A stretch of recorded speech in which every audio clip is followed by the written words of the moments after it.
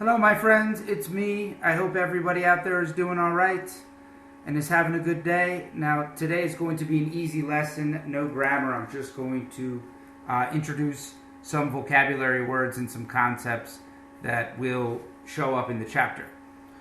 Okay, now, one of these vocabulary words is beam. Now, these are beams. Beams are lines of light.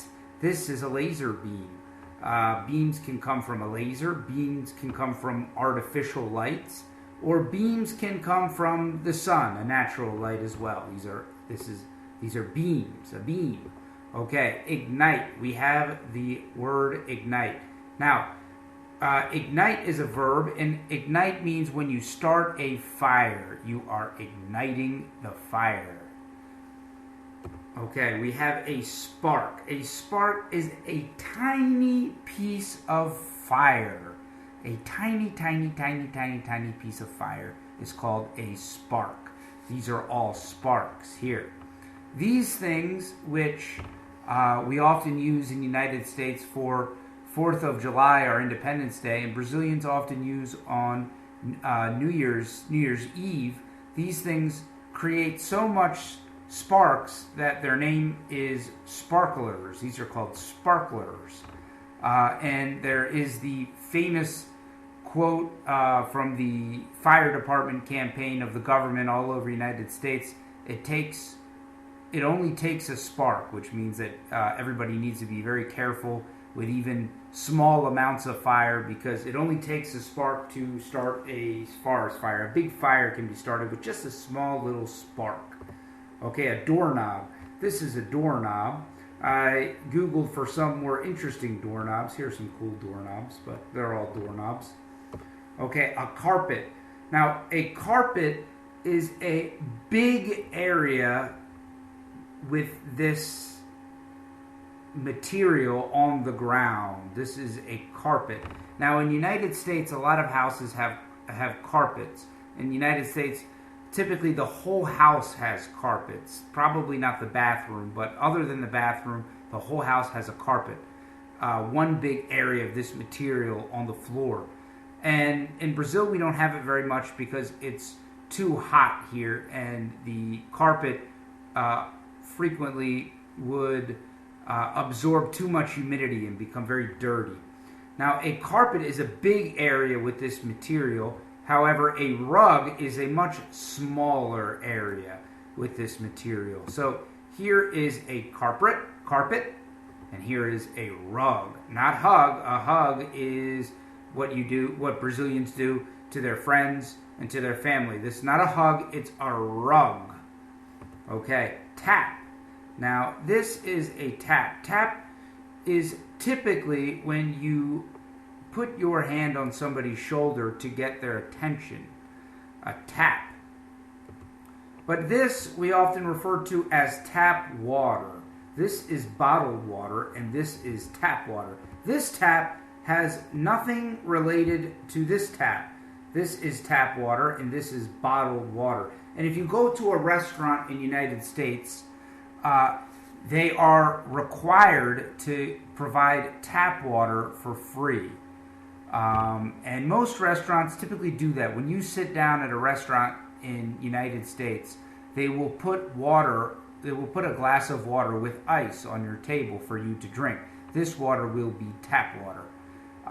But you can also request bottled water. However, bottled water you have to pay for. Tap water you never have to pay for. It's against the law in a restaurant to charge for tap water.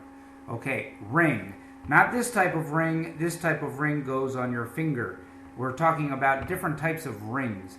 Now, a ring is a noise. This noise can come from a phone. For example, you can say, my phone is ringing. The phone is ringing.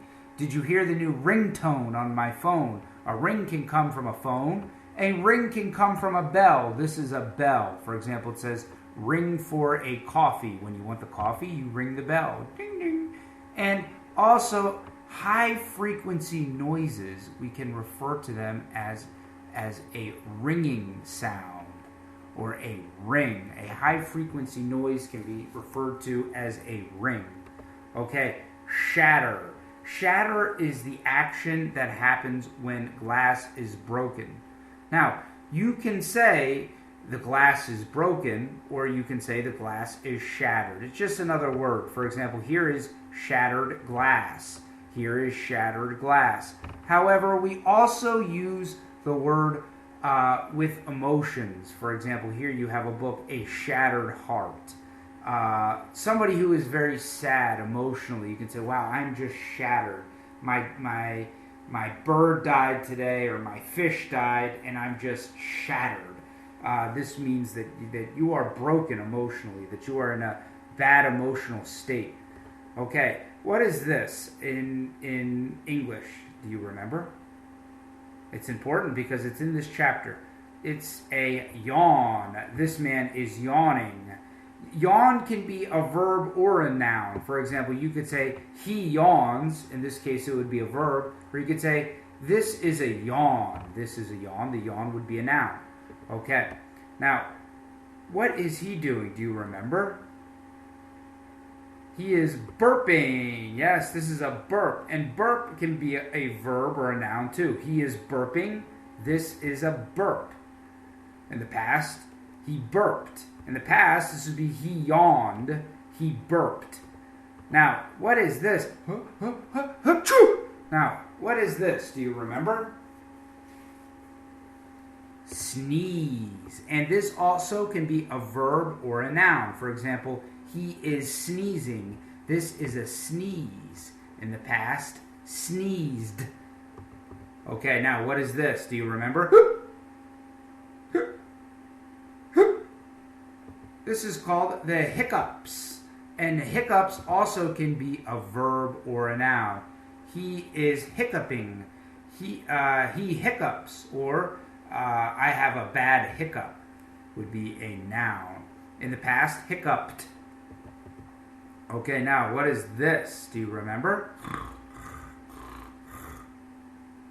Snoring. Yes, the verb is snore. He is snoring. This also can be a noun. He has a bad snore. That would be a noun. He snores a lot. That would be a verb. In the past, snored. Okay, tiredness. Tiredness is a noun. Tired and tiring are adjectives. For example, she is tired. Here it's an adjective because her work is tiring. She's a professional runner. Her work is tiring. Here we have tired and tiring as nouns, or as adjectives, sorry. Tiredness is a noun. For example, your daily tiredness is due to a lack of sleep. Here, tiredness is a noun. Okay, boredom. Boredom is a noun. Bored and boring are adjectives. For example, he's bored because he thinks school is boring. Here, boring and bored are adjectives. Here, his boredom is because he doesn't like school. Here, boredom is a thing. It's a noun. Okay, now, what is the difficulty of this man? What is his condition? He is what? He is blind. Now, I introduce this because it helps me explain the next concept. The next concept is a blind date.